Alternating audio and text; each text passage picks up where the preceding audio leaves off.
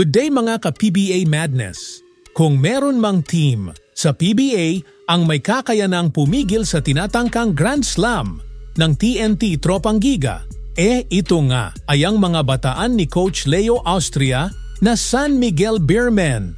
Pero ang tanong, sapat ba ang kasalukuyang lineup ng SMB? Kakayanin ba ni Juami Tiongson sa point guard position na pamunuan ng Beermen patungo sa isa na namang All-Filipino Cup Championship? Mga ka-Madness, medyo lipas na ang kakayanan ni Chris Ross bilang lead point guard ni Coach Leo Austria. Hirap nang makasabay si Ross sa mga batang point guard ngayon sa liga. Samantalang si Juami Tiongson naman, downside pa rin sa kanyang laro, ang depensa, at masasabing hindi pa rin sapat ang kanyang playoff experience dahil kailan lang din naman siya nakakapasok ng playoff round.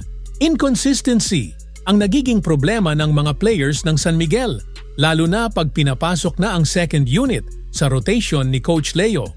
Kaya naman nitong mga nakalipas na laban ng SMB, sinusubukan ni Coach Leo na gamitin ng mas matagal ang kanyang mga second unit para magkaroon nga ito ng kumpiyansa pagpasok ng playoff round. Pero wala pa nga rin kasiguraduhan na magpe-perform ng maayos at maganda ang bench players ni Coach Leo laban sa mga top teams ng liga, gaya ng TNT, Ginebra at Magnolia.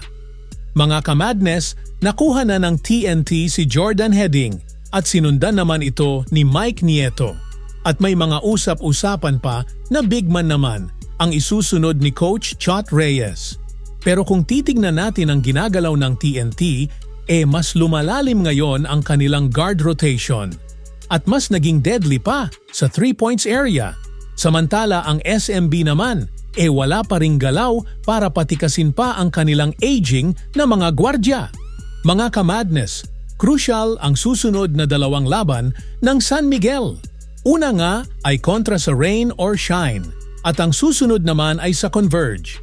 Pag natalo ang SMB sa Rain or Shine, maaaring biglang bagsak sa standing ang SMB at magiging alanganin na sila na makuha ang twice-to-beat advantage pagpasok ng playoff round.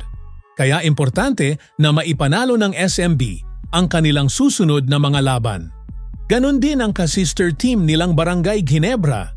Kailangan din talunin ng mga bataan ni Team Cone ang kanilang huling mga laban para mapigilan din ang TNT na makapasok sa top 4. Mga ka-Madness, iba ang pinapakita ng mga katropa ngayon. Pinapabata na ni Chot Reyes ang kanyang mga core players, lalo na sa guard position. Mas lumalim nga ito dahil sa pagdating nina Jordan Heading at Mike Nieto.